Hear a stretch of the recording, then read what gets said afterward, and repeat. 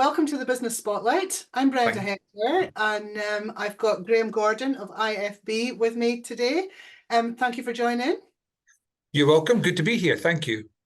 So, yeah, just the usual first question. Who's Graeme and what does IFB do? Or IFB So, my name's Graeme Gordon, no middle name, which is unusual nowadays. I am 56 years old and I've been running IFB for the best part of 28 years since it was formed. My background is in electronic engineering, as a lot of people in the northeast of Scotland did, worked a little bit in the oil and gas industry. Married to Sue with 3 grown-up children, very grown-up children, which is really exciting. And we're sort of born and bred here in the northeast, but the kids are sort of everywhere. My career, I suppose, as I got here was I realized I didn't want to work for a living. So I became a salesman. And I started working in sales in the oil and gas industry, and then in mobile phone industry, and then into computers and technology. So that's a bit of background on me and how I've got here work-life wise and sort of life-wise as well. So, interesting that you came to running a business from a sales perspective, because a lot of people get into business because they want to deliver a product or service and then discover that they've got to sell. Yeah, I mean, I think through all the learning that I've done in business and everything that I've done to this point, you can have the best product in the world, but if you don't have a customer that's willing to pay you for it, it's basically just an idea or a very expensive box in the corner. I was lucky, you know, I was lucky that I think the older I've got, I've become less of a salesperson and more of a business person. But I think I've always had that acumen to try and make money. I was very lucky that early doors when IFB was formed right back in the start, it was set up by my father-in-law, and he recognized that he needed customers, he needed sales in that space. So he approached me to come and join the business. I don't know if that's been good for him or bad for him. 28 years later, it must have worked out somehow. And really, from my point of view, it's about the customer. If you can find a customer who has a problem that you can solve and they're willing to pay for it, everything else falls into place. So what's the service that you provide to your customer? What problem do you solve for them? So everybody needs connected to the internet. Everybody. I mean, we're doing this nowadays. You know, go back 5 years ago, this would have been a problem, and it would have been glitchy, and it would have been. So we take this for granted now, as everybody does when it comes to technology. And we're a technology company. We're an IT services company, so we're very, very good at customer service without it being services. The technology works. It's how we deliver the technology. So we're a business connectivity company. So that means we do broadband, mobile broadband, really big comprehensive networks for big enterprise customers as well as SMEs. We do cybersecurity for that same group of customers. It doesn't matter really the sector you're in. We do it for SMEs and enterprise level. And we do business phone systems. People still make phone calls. So we do business phone systems in that space as well. But it really is important to have that service wrap. How does the customer feel about what we're doing? We don't know. Right, we need to go and find out. And that's from very early stage market development right the way through to paying the bills, because it's only a sale once the money's in the bank. So, excuse me, 20 odd years. Yeah. I would imagine there's been a few learnings as a business owner across nearly 3 decades. Yeah. What have been the biggest learnings? The biggest one that doesn't come early enough, I think, certainly in Scottish business owners or leaders, is clear communication. I think there's a lot of people who have an amazing idea, an amazing set of attributes that they've got, and fantastic abilities to build things, but it's how you communicate that to others. And I think communication is that basic thing that you only get. It comes with confidence and age. It comes with the ability to say, sorry, I don't understand. Can you explain it again? And people don't really like doing that because you sometimes get the impression that, you know, and I use the word advisedly stupid, but actually I need to understand something before I can move forward and buy it. And if you can communicate that in terms of understanding and being understood, That's the biggest thing. 100% across. Be clear in what you're saying. Be concise in what you're asking. Be absolutely objective in the actions you need to take. That's rung true. I'm not saying too late in life, but I wish I knew that when I was in my 20s. We've got a saying that we use within Action Coach is that communication's the response you get. So Absolutely. just because you believe you've communicated something to someone doesn't mean that they've understood what you thought you told them, if that makes sense. Absolutely. Yeah. I've got a member of my team who's been here 2 months less than I have. And he's a fantastic attribute to the company, but he's also the guy that says, hang on a second, Graeme, that maybe sounds like a really great idea in your head, but you need to help us out a little bit more. And he's always been that way. He's always been, it's not brutal or frank, it's just honest. And that really helps me because you can be the smartest person in the room, but you've got to know who's in the room. You've got to know your audience. And there's nothing wrong with being the smartest person in the room, but there's absolutely nothing wrong with sitting there and listening to what's going on and then informing yourself about what actions you need to take. So you mentioned your team. Yeah. How big a team have you got? Currently, we're sitting at 15. We're quite a small organization. You know, we turn over 3.5 million, but with 14 people in the team. So it's quite a tight organization. It's always been that way. We tend to right size in what we're doing, and we tend to, if we can't solve or if we can't switch the lights on and off in something ourselves, we tend not to get involved in it, and that means we can provide really good customer service, and the team here get that. So that's paramount in what we do. Everybody is earning a crust, if that makes sense. So what have been the challenges in building we'll assume that the team you've got are a high-performing team now. Well, maybe they're not. You know, what are the challenges? A lot of other business owners struggle with finding people, keeping people, making sure that they're engaged and performing to the level that they want them to be. What would be your tips? I think as an SME, certainly in a technical discipline, it does, you know, whether that's engineering, I mean, every discipline's technical. You know, sales is a very technical discipline, engineering, any of these things. I think as an SME, it took me personally a long time to realize that we were a really good training ground for people.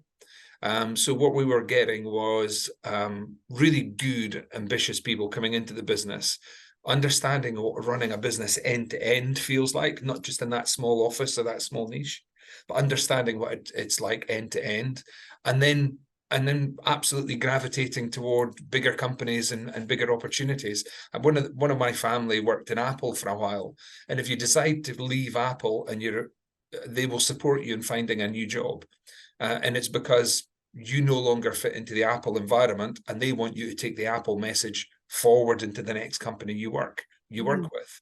And it took us a long time. I used to take it personally, and people would leave me and double their salary to go and work for an oil major or an HP or one of these organizations. But once you learn to fit into that, you then learn, I feel, how to attract people. You know that you've got qualities that you can offer as a work-life balance and as a place to work and have fun that big companies can't offer. So we've seen that going full circle now. We've got some really experienced people in the team who are coming back out of big organizations and now starting to look to work for smaller companies again because they feel as though they can make a difference. So that's the biggest challenge. I think skills, people talk about skills just now, but I think there's always been a skill shortage. You know, we're in the UK, there's always never been enough people to do what we want to do.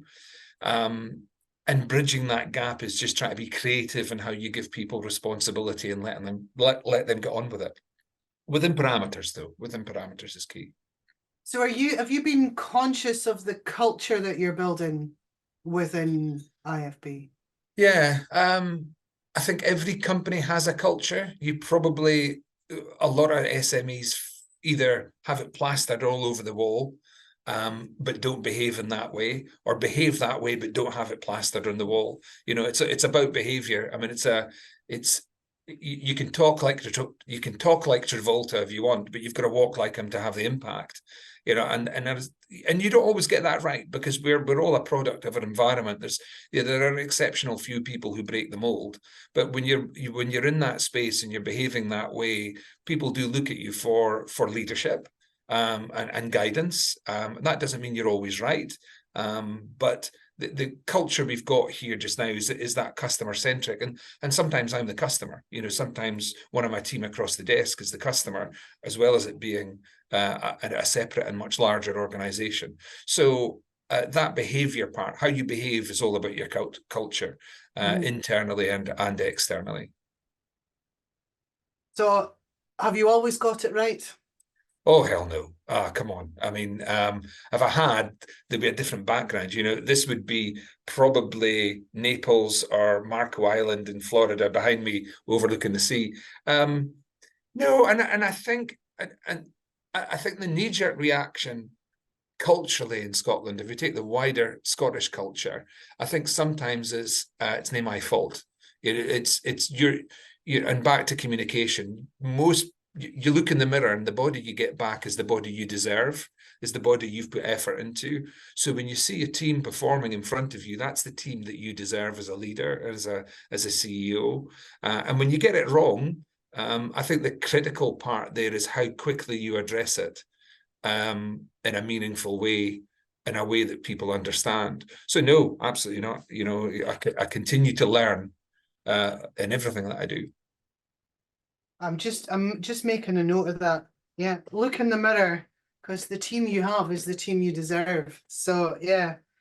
Yeah, and I suppose I've always known that, but it was somebody quite recently in the last couple of years, way beyond their years in terms of experience in the workplace, that said that, and it rings true. It's a really black and white, easy to understand example. If you get up in the morning, you look in the mirror and go, why have I still got a beer belly?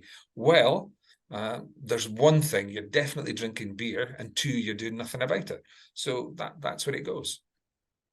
And we all know, you know, in terms of the body, we all know what we should be doing. Yeah. The chances are in business, you know what you should be doing and what it is that you're not doing that would get you to where you want to be. Yeah, that sabotage bit. I think we all sabotage. I think we all have that beer or glass of wine or pie in the corner on the way in, or a couple of croissants, or don't make that phone call, you know, to try and get that sale in, or to sit down with that member of the team and ask what's wrong, or what they could be doing better, or shining a light in it. You know, limelight's not the only light that people stand in. You know, there's lots of other lights. People normally don't like the limelight, but there's different ways of recognizing people's success in their role, and I think that's really important when you're a leader. It's how you work out that language and the dialect that you've got with people as you're working through things. Yeah, I like that. I like that. So, did you always want to be a business owner? Somebody asked me that a few years ago. How did I phrase it? I hate getting told what to do. So did I always want, and hate's the wrong word. Hate's a word that gets bandied around a lot. And actually, I don't hate. There's not a lot of hate in me. You know, I think I dislike getting told what to do, and it's how you manage that. And I think that I was youngest of four by quite a period of time. You know, my youngest sister is 9 years older than me. So I was on my own a lot in the family. So and by the time that my mum and dad got to me, I had a great upbringing. Don't get me wrong, I really enjoyed it. But I'm not saying quite feral, but I was pretty much left to myself. So I was making a lot of decisions for myself at quite a young age to do a lot of things. I worked in nightclubs for a very long time from a very early age as a DJ. So I was making good money, enjoying something, and not really being my own boss. I was really being my own boss.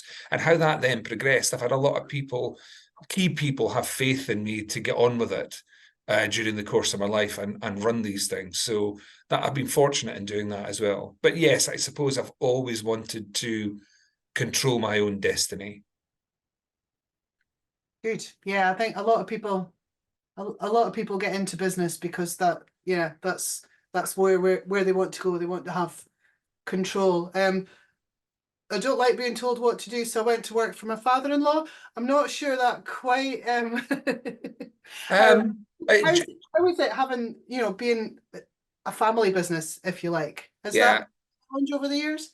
it's probably been a lot tougher for him than it has been for me, because he's a generation beyond me, and he's been hugely successful, massively entrepreneurial in what he's done in terms of his outlook and his entrepreneurial outlook on terms of the community and the economy and doing right by people. To me, that's the essence of entrepreneurship.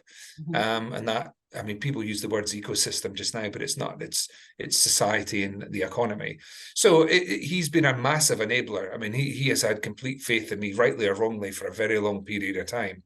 And I wouldn't be sat here doing what I'm doing if it wasn't for him.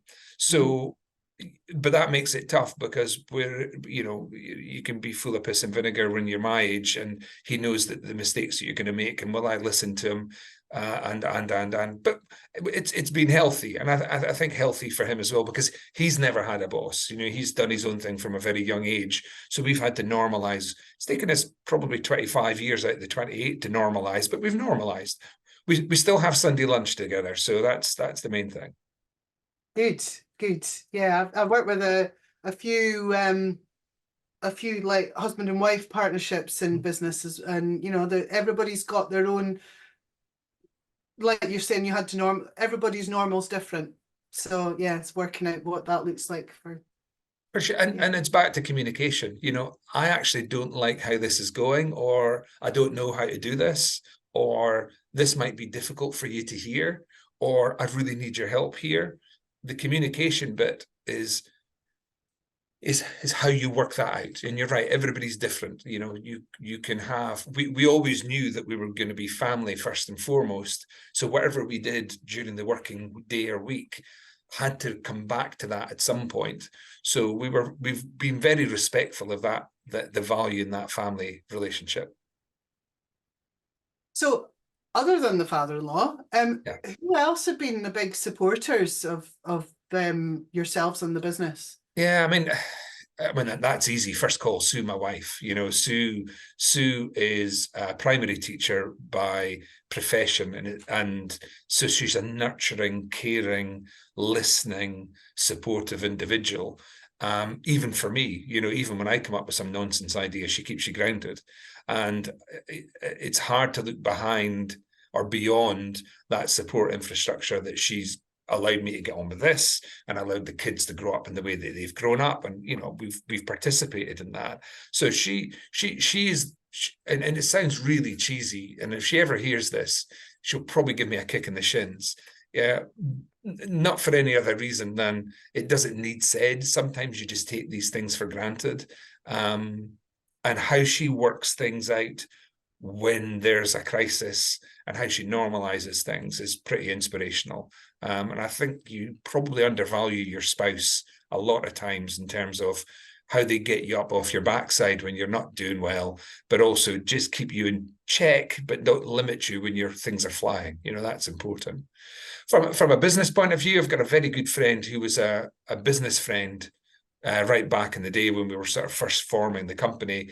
Very similar background, very similar outlook in life, but he's taken it to the next level, and he's now at the other end of the spectrum, and he just makes great decisions because he'll sit, he's as emotive as I am. He will, react the way I am. We have a great relationship that we can speak to each other about any problem in a way that would never get outside a room, ever get outside a room.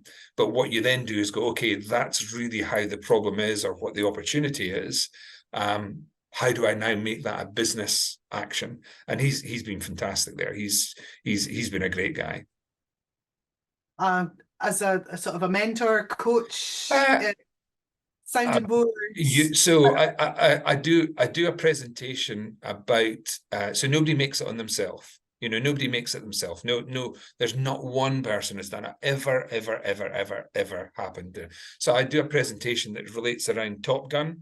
So people used to say that you needed a wingman, and actually you don't need a wingman. If you've got a wingman, it's going to be wing person nowadays, I suppose, hasn't it? But a wingman, you don't want somebody flying in a plane alongside you, because they can take that a different route and leave you. You want somebody sitting in the cockpit behind you. And you might be the person who's flying fast and flying low and have all those skills, but you want somebody who's got the navigation right and the fuel right and the plane is right. And if you get it wrong, they've got as much to lose as you. And Athol was probably the closest thing I've got to that. So he's that. We would hate to see each other fail. We would hate to see each other make really bad decisions. But we would also, but we would help each other not do that. But also, if it was going to come, he would make sure, and we would make sure that the other one was okay. So I think that there's a poignant part in that when you hear people talking about wingmen and you never travel alone, you've got to think about somebody who's who wants to travel as hard and as fast with you, and that means getting it wrong sometimes too. That's when you learn, though. Oh, absolutely. You don't touch fire more than once. You've got from our point of view, we use the word experimentation. How do we experiment here without it blowing up in our face? And it's all the Jim Collins stuff, and it's all the Atomic Habit stuff. But how do you make that real? Because you can go and apply 27 chapters to your life, but it doesn't work. How do you go and what's the market viable product? How quickly can we get to a market viable product without it blowing up in our face, or anything blowing up in our face and causing us real harm? And that's harm to the team, physical or mental. That's financial harm. That's reputational harm. How do we experiment with all those things? And it's back to communication. If you speak to a customer and said, if we had a product that looked like this and solved these problems, would it work for you? And if it did, would you pay this much for it? How quickly can you do that is the key bit. But experimentation's vital. Absolutely vital. So what does the future look like for IFB? Yeah, I think technology-wise, we're on another cusp in terms of, I think AI is being overplayed but underestimated. I think that it will have an impact. I mean, I've read an article from one of the guys recently from TechX from NZTC. He was saying that we're not very far off.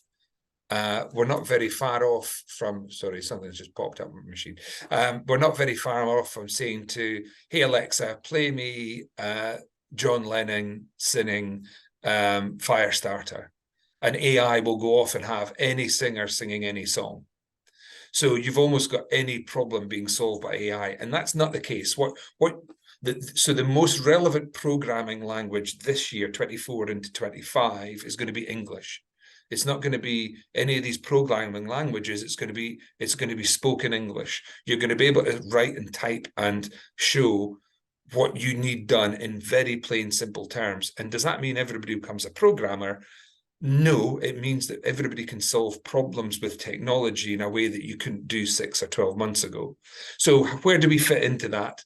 You still need to be connected. You still need to connect to those data sources or algorithms or whatever, and we form a part there.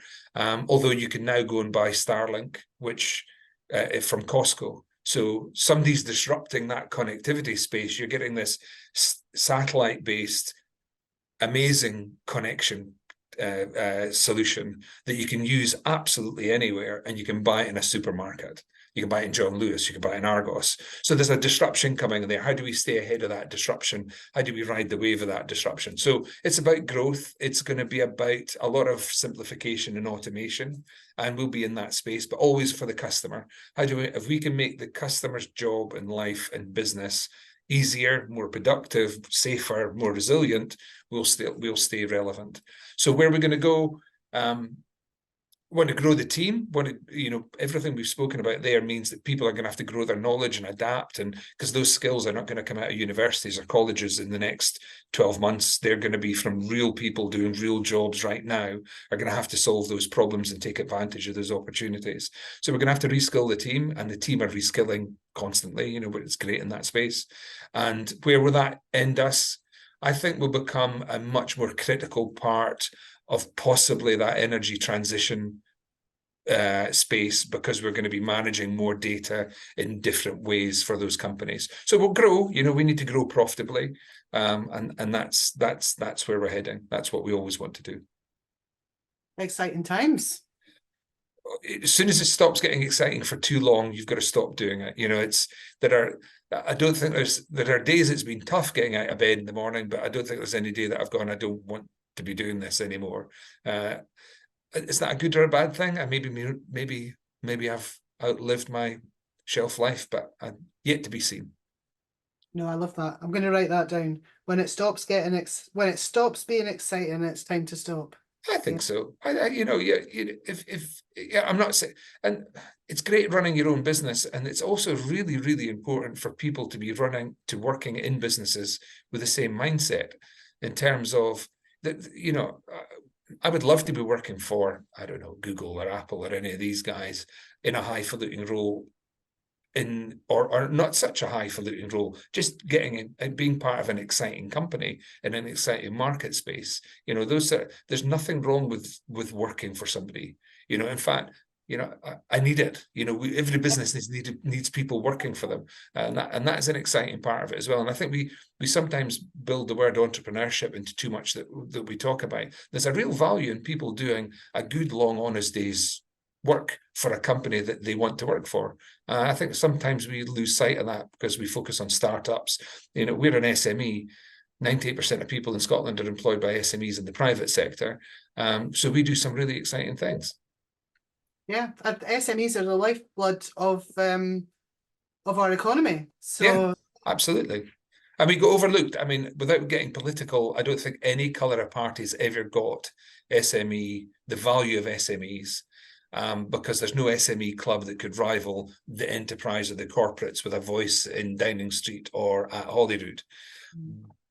But we are the people we are the one who create the most tax and cash dollars for any government, whatever colour they are, and we're spending I think, a disproportionate time in public money and space on startups. Enterprise always looks after itself. Startups are really important, really, really important. But if we spent that much time and effort on SMEs, you would grow the economy much quicker. Yeah. Yeah. Nurturing the business that have already started to grow, rather than planting new seeds. Yeah, I like that. Yeah. And every SME wants to grow through sales. You know, I don't know of any person running a company in my space or my sector who wants to grow their business through grants or loans. They want to grow their business through selling. And we're back to sales, back to what you said right at the start. Sales is critically important, but where do they teach it? Where do we teach people to say, hey, Brenda, do you like what I've done for you? You like this idea? I could get it working for you on Friday, and that'll be £100. How does that sound to you? Because that's sales. We don't teach that. We really don't teach that, and it's not great. Particularly, I think in the UK and in our culture, sales, just a sales role, or you know, it's not given the importance. It's not seen as such a valuable career as so many other things that people could choose to do. Absolutely. I completely agree. It's not viewed as a profession in the same way possibly as catering and waitressing and waiter work, bar work. You know, if you go to a country that's got a great team behind the bar, you're going to enjoy the experience and you're going to spend more money. And we need to do more of those basic stuff, room 101 things. You know, what's the customer need? I want to buy a glass of wine. How many, you know, when do you need it? I'm in the bar. So therefore, you know what we sell, you know, it's straightforward stuff. So that basic sales stuff has been missed a lot of the time, I think, Brenda. Yeah, I would agree. And yeah, I think that's maybe a good place to leave the conversation, actually. That's the biggest, most important thing in business probably is sales, and and how you communicate that, which comes into your other point there. So Graeme, thank you so much for being on the Business Spotlight. It's been a pleasure talking to you today, and I'm sorry we're running out of time because I could really keep going. Okay, anytime. I've really enjoyed it, and I look, getting a chance to speak like this is few and far between. So I've really enjoyed it. Thanks for thinking about me. No, thank you.